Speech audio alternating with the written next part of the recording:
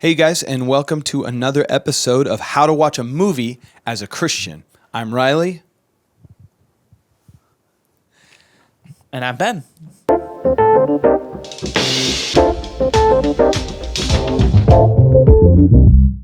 How to watch Toy Story as a Christian. Toy Story is the first film put out by Pixar Animation Studios, is directed by John Lasseter, and it stars Tom Hanks, Tim Allen as Woody and Buzz, two toys who are just getting used to being around each other, you know? And it kind of tells the story of toys as they come to grips with new altercations and conflicts and life in Andy's bedroom. Toy Story is one of my favorite movies. Where do you stand on Toy Story? It's one of the best movies. Why do you say that? Well, it's just so, I'm sure there's a ton of just childhood memories associated with it. But is it not? Maybe I'm just a class. What's BJ doing? I don't know. I don't know. Maybe you're a classic what? Maybe I'm just going by, Rotten Tomatoes and stuff. But it's 100%. Is it 100%? Yeah. I mean, I agree. It's one of the best movies I've ever seen. It came out in 1995. I was 8 years old. I was born that year. Oh, wow. So you weren't there. You didn't see it. I didn't see it when it came out. In theaters. No. I remember I grew up with it. I remember walking out of the theater at 8 years old. It's such a great theme because kids actually, I remember thinking that when I leave my bedroom. Your toys coming alive? Yeah, it's just such a kid thing. It's so good. Yeah. But it's later in age when in my 20s and 30s, just rewatching it, especially as the second, third, and fourth movies came out. Well, thanks for joining us. This week we're talking about Toy Story. So how to watch Toy Story as a Christian. We already did that. We already did that part. You're on the phone? I'm Riley. So what became evident later in life is just how deep this movie gets. It takes a premise. Do toys come alive when you leave the room? Yes.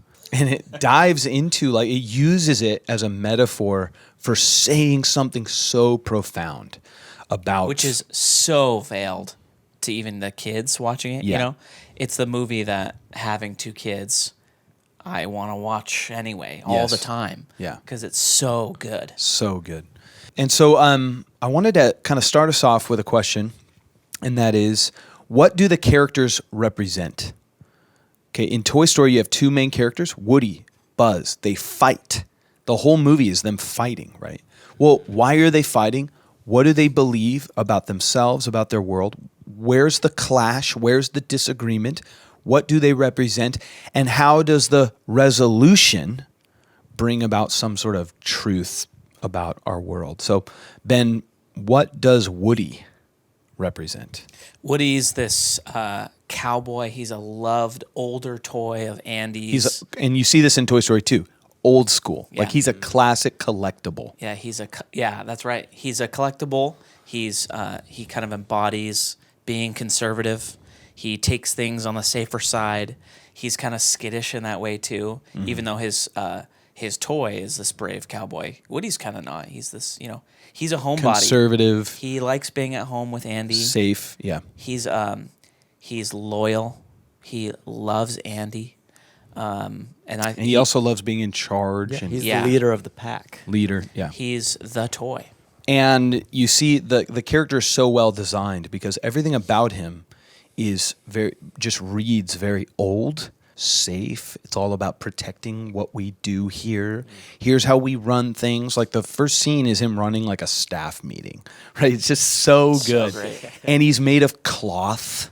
He's just kind of a throwback to old Westerns, that kind of thing. So that's Woody.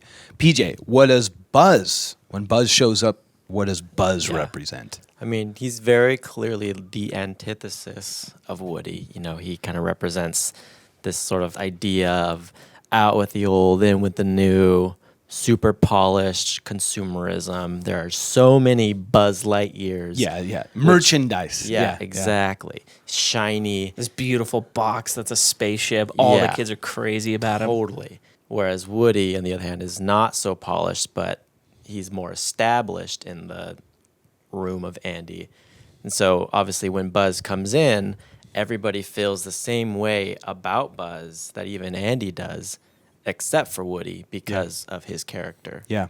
So to the plot, Buzz becomes a representation of new, unknown. He's super polished, so everything about him is just clear. It's His spick and span. buttons, his wings. It's slick, you know, Yeah. and it's all a threat to the conservative ideals of this is how we do things, right? And so Buzz represents the unknown future. And you see this, I mean, it's programmed into his character, so well written. He's an astronaut, a space ranger. He wants to go He's and an explorer. explore. Yeah, exactly. Whereas Woody's sort of home on the range, you know, so it's just so well written. So Amazing. why then where does the conflict between these two characters come in?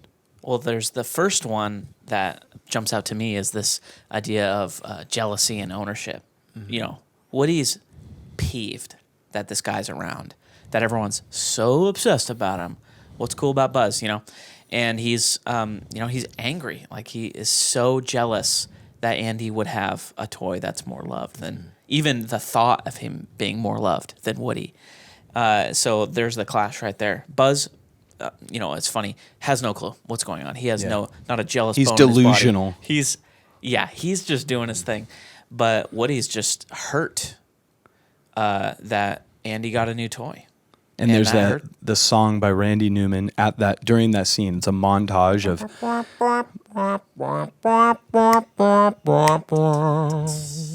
remember the scene where the I thought you were gonna go for I don't know what song that was. You got a it. Freddie. He did. Well, that's the title. Yeah. You got a Freddie. I mean, I didn't know at first either, but I caught on. I was like, okay.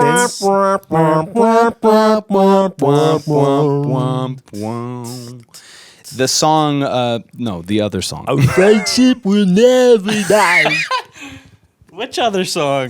That's It's the song. montage of the bedspread changing to Space Rangers I used and to the have posters. that blanket. And What song? the song is "Strange Things Are Happening to Me." Yeah. Strange Oh, the things. feels. And Wow. Woody's looking around because what? Woody thinks he is Andy's favorite toy. Yeah. Being the favorite. And he was. And he was, totally. Is.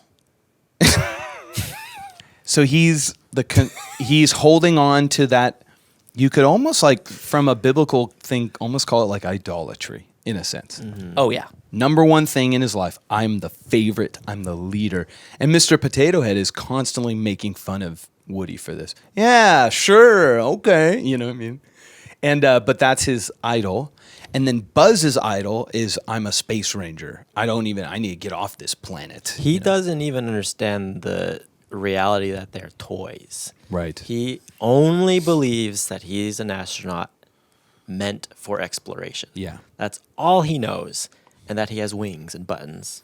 That's all. That's it. He's almost like a newborn baby Yeah. in that sense. Except he's a newborn baby that wants to defeat emperors or... That's his mission. That's right. Yeah. Who in Toy Story 2 is revealed to be his father. Amazing. But in Lightyear is revealed to be No, don't. No. It's okay. Lightyear just It's okay. Let's Not just that have a- movie. pretend it doesn't Scratch. exist. moment of silence for Lightyear. So the conflict then is between these two idols, right? Woody wants to be the favorite that he's always been. Buzz is a threat to that, and he just wants to get off this planet, right? So, okay, so there's so much conflict. Woody out of jealousy, bonks Buzz out of the window because why? What drives him to do that? It's because Andy is going to choose Buzz to go to Pizza Planet. to go to Pizza Planet, and not Woody. That's a big deal. It's a big deal. As a toy, that's a big deal.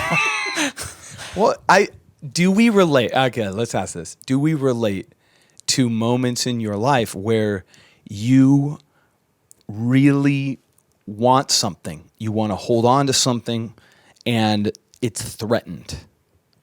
Right? Something could take that away from you. Yeah, And buy so- a tangible something else. yeah. Yeah. So it's not even just this ambiguous idea. It's like this is a literal physical threat to what you already have, Yeah.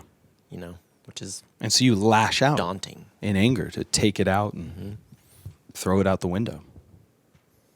Right? Getting to the writing on the bottom of the shoes. The plot goes along, and what you have is Sid, the knucklehead neighbor kid next door, eventually ends up in possession of Buzz and Woody. That wimpy cowboy doll.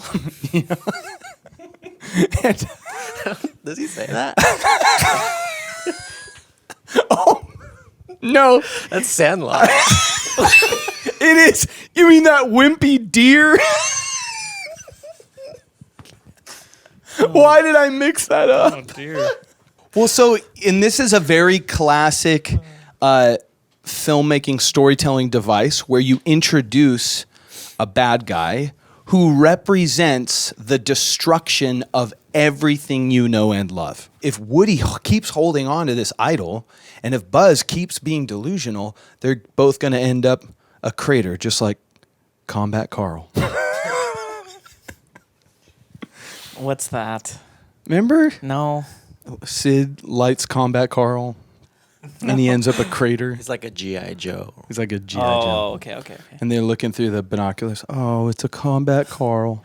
Okay, that's actually in the movie. Yes. Yeah. Yeah, that's a line actually in the Okay. movie. So then, We'll fact check. what in the movie is the part or whatever in their arc where they change? What causes Woody to change? What causes Buzz to change? Because they both make drastic changes throughout. Yes. So what is the inciting event? Both of them change at roughly the same point in the movie, and it's what brings them together as characters. Buzz changes when he attempts to fly out the window. Remember that?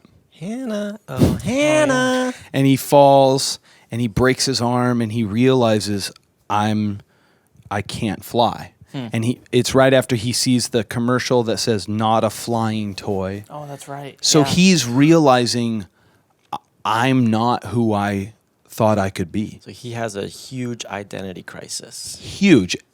And literally an identity crisis, because in the next scene he's playing with Hannah and he thinks he's Mrs. Nesbit. Dude, that is so Sucking good. down Darjeeling. With Marie Antoinette and her little sister. What a scene. It's a literal identity crisis. Yeah. Brilliant. Which is what Woody was going through prior. Yeah. With being the leader of the pack and the toy. So Woody, when what happens to him is that he tries to reconnect with all of his friends. Remember, he holds Buzz's arm, and he's like, "Hey, Buzz, how's it going?" He accidentally shows them the arm. But what ends up happening is he realizes that if he's gonna stay on this path of holding to that idol, he'll lose everything. He'll lose not just Andy, but he'll lose all of his friends and literally everything. So he has to give up what was near and dear to his heart. And so it's in this really touching scene where Buzz is trapped under the plastic It's like crate. a milk carton or Yeah, something. milk carton. crate. Milk crate. And he's realizing I'm nothing special. And Woody is realizing that he let everybody down. And it's in that scene that you get the kind of the truth that the movie is trying to say. That, yeah, Woody is no longer the head honcho. And Buzz is not actually a space ranger. But that's not who they truly are. And in this scene, they're talking, and Woody says, "It doesn't matter that you're not the real Buzz Lightyear. You're a toy. You belong to Andy. He loves you. And that's all that matters. That should be enough for you." And they both look at the names, the name written on their boots, Andy. So you're saying the inciting event, what strikes change, is when they both come to the point or realization that their former, what now is false sense of identity wasn't actually true. Wasn't what ultimately mattered. And yeah, wasn't true. Yeah. But what was true is that they both fully belonged to Andy. Yeah, And and that's he what loves mattered. them. Yeah. And they make him happy, and he enjoys them. And Gospel. and now they're best friends. They relate on this. Who was once his worst nightmare, jealousy from Andy, is now his tightest confidant. Now it's Woody and Buzz. They're that dynamic duo. Yeah, Such a sweet theme. yeah. It reminds me of that story in the Gospels where John the Baptist is envious of Jesus, especially his followers. They're like, John, like, what's going on? He's baptizing more people. There's a bigger crowd over there. And John, you get this like sense of insecurity because he sends his disciples to ask, are you really the Messiah? And at the end of that story, John realizes his time is up. And he says, I must diminish, he must increase, and I must decrease. I'm just the bridegroom. He's the groom. Or sorry, I'm just the best man, right? He's the bridegroom. And so it's like that's a sweet moment where Woody goes, yeah, I'm no longer the best dude. I'm no longer the head honcho, but that's okay because I'm still loved and I still belong to my owner, to Andy. And then Buzz goes, okay, I'm not the real Buzz Lightyear. I can't really fly, but that's okay because I have this identity. I belong to Andy. So do we need to like connect the dots? Do we need to say how this reflects the gospel, or is it obvious? Or It speaks for itself. Hey, go for it. But yeah, go for it. well, I mean, I think on the one hand, many people wrestle with wanting to be something that they will never be. That's Buzz. He represents what you said, like shooting for the stars, thinking you're something great. He also thought at the beginning that he was unique, He thought he was unique. Exactly. which is interesting too. And Yeah. it wasn't until he found out he was one of Millions of the merchandise. same exact thing. Yeah. So he represents those of us who are trying to be something that is just not possible. And so those people need to realize that, yeah, you're not unique. You're actually a lot like other people, that you're actually not as talented as you think you are, and that's okay. It's totally But okay. what makes you unique is that you have Andy written on your boot. And like you are Yeah. Andy's toy. That's what sets you apart. Yeah. Yeah. You That's are what owned. You are loved. You Yeah. belong. You have meaning.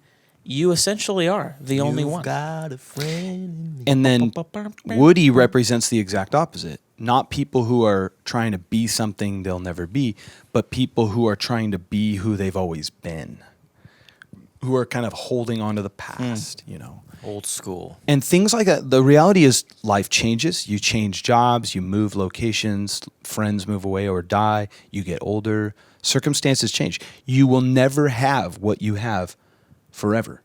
Like everything passes away. And so the only thing that transcends every decade and every season is the steadfast love of God who has written his name on you. Who we right? ultimately belong to. Yeah. Sheesh. Yeah. Wow. Boom. Boom. I think that's all there is to be said. Can we talk about Sid a little more? So that's how we are watching Toy Story as a Christian. We are Pacific Parable, and we'll see you at church.